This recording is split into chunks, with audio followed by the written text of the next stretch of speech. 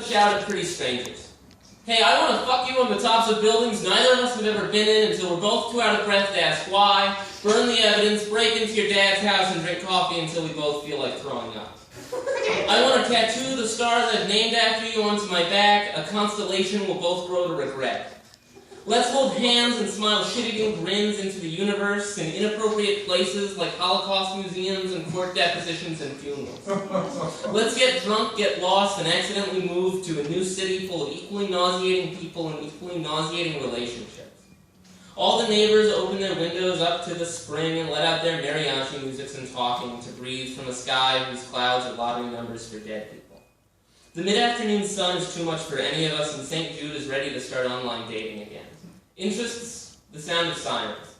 He's already forgotten all the blind dates with women made out of glass and saxophone parts, all the hipster chicks with their lead feet and coffee breath who spend all night waiting for a lonely morning to feel interesting in, who read books by Miller and Rand with unhealthy grins taped to the corners of their lips, all the cataclysmic ghost dancers too tired for any conversation other than more wine or let's fuck, looking for it. Senseless acts of violence in a charitable world. All dead lovers and the things they do when you aren't looking. Nice.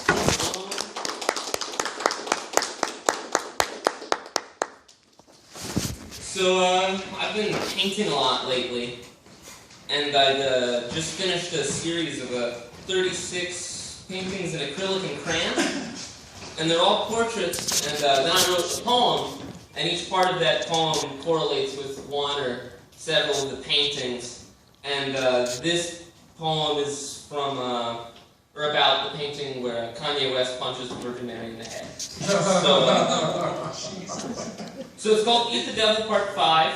There's another part of it about, like, Arthur Rimbaud and William S. Burroughs in the new cleft jaw that I think is on the internet. So anyway, the thing about traveling through time in a Zeppelin piloted by Emma Goldman is that you never really know who's going to show up or what they'll be doing with the Virgin Mary. Kanye West was, is, will be no exception. When Ulysses arrives, Jesus is flexing. God, I've been saying fucking a lot, then I said fucking instead of flexing. Flexing his muscles into a mirror and humming, singing in the rain. And you might have thought you were hearing a young Malcolm McDowell, but you'd be wrong. She stands piously in the center of the next room, filling in for a shrine, whispering prophecies direct to anybody with the time to listen, straight from the Sacred Heart Disease Prevention Center. Just try not to notice her black eye, Ulysses. And now her son's at the door making waves and looking like Charlie Manson if Charlie Manson ever wore a crown of thorns.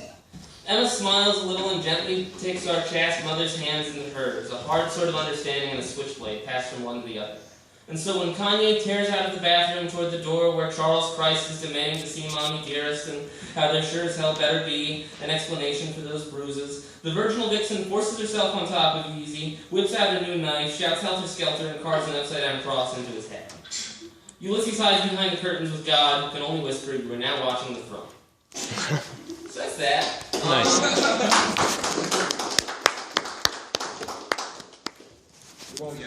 That's called Jesus fucking. Something like that. Yeah. That's what the whole poem's called now. I've actually changed it. I'm going to go home to Colorado and just do a series of portraits of just Jesus with different people bent over. Oh, nice. I think that's so religious. That's okay. Not anymore! This is a poem about how I hate the winter, which feels kind of silly to read here, because it's 70 fucking degrees. Like, that's neat.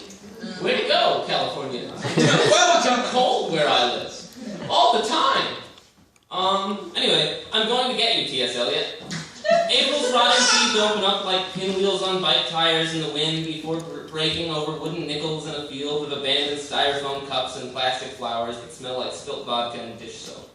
Where half-buried infants finally admit that maybe it's time to move back in with your parents and see the dogs again. Back at the house, which looks a little smaller every day, or maybe the city's just getting bigger, with all its amputees and construction workers who spend all their money on laminated pictures of cigarettes and ukuleles, and soccer moms who sling crack to helpless insomniacs and baristas in between soap operas, while rock and roll posters and filthy newspapers surround and consume the First Bank building as if to prove a point.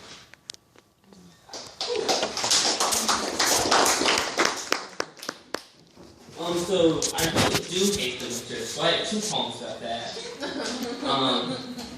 This is the second. The beleaguered